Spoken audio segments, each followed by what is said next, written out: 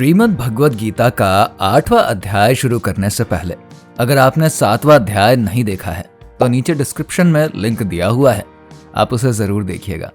तो चलिए शुरू करते हैं इस 8वें अध्याय को। श्रीमद् भगवद गीता के 8वें अध्याय को अक्षर ब्रह्म योग के नाम से जानते हैं। इसमें कुल 28 श्लोक हैं। 7वें अध्याय में श्री कृष्ण जी अर्जुन को भक्ति, ज्ञान और माया के रहस्यों के बारे में विस्तार से समझाते हैं। इसके साथ ही ये भी बताते हैं कि भगवान को प्राप्त करना कितना दुर्लभ है और किस प्रकार भक्ति ही वो मार्ग है जिनसे व्यक्ति परम धाम को प्राप्त कर सकता है।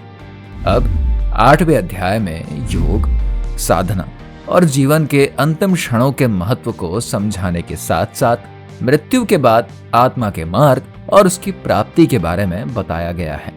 तो चलिए इस 8वें अध्याय को शुरू कर देते हैं। अध्याय के आरंभ में अर्जुन ने भगवान श्री कृष्ण से कई महत्वपूर्ण प्रश्न पूछे, जैसे आध्यात्म और ब्रह्म क्या है, अधिभूत, अधिदेव और अधियज्ञ का क्या अर्थ है, मृत्यु के समय आत्मा का गंतव्य कैसे तय होता है।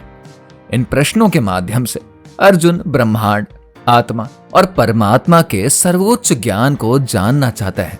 तब भगवान श्री कृष्ण ने उत्तर देते हुए कहा कि हे अर्जुन, ब्रह्म अनश्वर, शाश्वत और परम सत्य है, जो कि इस सृष्टि का आधार है। आत्मा को ही ब्रह्म कहा जाता है। अध्यात्म आत्मा का ज्ञान है, जो इसे शुद्ध स्वरूप में स्वीकार करने और समझने की प्रक्रिया को दर्शाता है। अधिभूत का अर्थ है नश्वर संसार, जो हमेशा परिवर्तनशील है। इसके साथ ही अधिदैव ब्रह्मांड के पीछे की दिव्य शक्ति को संदर्भित करता है। अधियज्ञ स्वयं भगवान है, जो सभी यज्ञों और कर्मों के स्वामी है।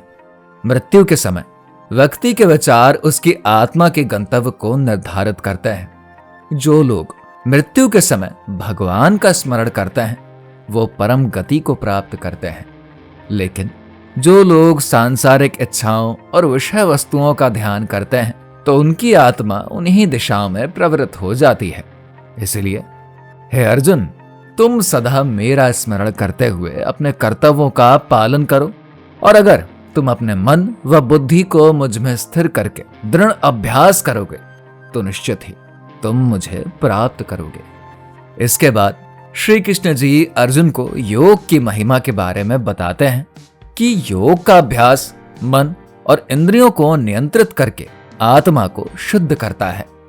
जो योगी अपने प्राण को नियंत्रित करके मस्तिष्क में केंद्रित करता है और ओम का उच्चारण करते हुए परमात्मा का ध्यान करता है, तो वो मृत्यु के समय परम गति को प्राप्त करता है। योग की यह विधि आत्मा को शाश्वत शांति और आनंद की ओर ले जाती है। आत्मा के गंतव्य के लिए भगवान श्री कृष्ण ने 2 मार्गों का वर्णन किया। पहला मार्ग है प्रकाश का, जिसे देवयान कहा जाता है। यह मार्ग योगियों और ब्रह्मज्ञानी आत्माओं के लिए है। जो आत्मा इस मार्ग पर चलती है वो परम धाम को प्राप्त कर ही लेती है और फिर कभी जन्म मरण के चक्र में लौटती नहीं। दूसरा मार्ग अंधकार का है, जिसे कि पितृयान कहा जाता है। यह मार्ग उन आत्माओं के लिए है जो अपने कर्मों और इच्छाओं में बंधी रहते हैं। ऐसी आत्माएं मृत्यु के बाद पुनः संसार में जन्म लेती हैं।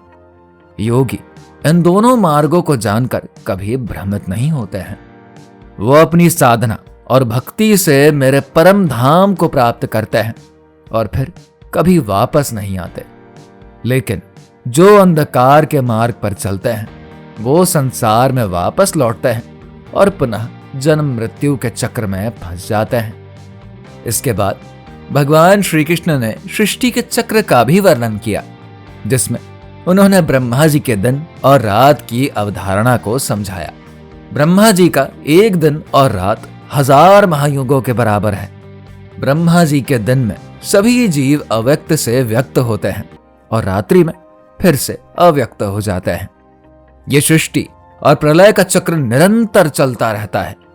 इस सृष्टि से परे एक शाश्वत और अविनाशी धाम है, जहां पहुंचने के बाद जीव इस संसार में वापस नहीं आते। ये धाम कोई और नहीं बल्कि मेरा ही परम धाम है। परमेश्वर सर्वव्यापक है और सभी जीव उन्हीं में स्थित है, लेकिन उन्हें केवल भक्ति से ही जाना और प्राप्त किया जा सकता है। मृत्यु के बाद भगवान श्री कृष्ण ने संसार से परे दो मार्गों की व्याख्या करी, एक मुक्ति की ओर और दूसरा पुनर्जन्म की ओर।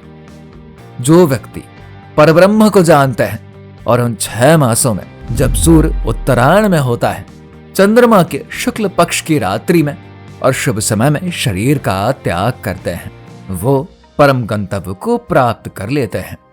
वहीं जो वैदिक कर्मकांडों का पालन करते हुए सूर्य के दक्षिणायण में और चंद्रमा के कृष्ण पक्ष की रात्रि में मृत्यु को प्राप्त होते हैं, वो स्वर्ग लोग जाते हैं। स्वर्ग के सुखों का भोग करने के बाद वो पुनः पृथ्वी पर लौट आते हैं। जो योगी इन दोनों मार्गों के रहस्य को समझ लेता है, वो मोह से मुक्त हो जाता है और सदैव योग में स्थित रहते हैं। वो वेद, तपस्या, यज्ञ और दान से मिलने वाले फलों से ऊपर एक उच्च फल प्राप्त कर लेते हैं। ऐसे योगी न केवल सांसारिक कर्मों से ऊपर उठते हैं, बल्कि वे भगवान के परम धाम को भी प्राप्त करते हैं। इसी के साथ ही श्रीमद् भगवत गीता का 8वां अध्याय समाप्त हो जाता है। और अगर आप 9वां अध्याय देखना चाहते हैं तो हमारे चैनल को सब्सक्राइब जरूर करिए।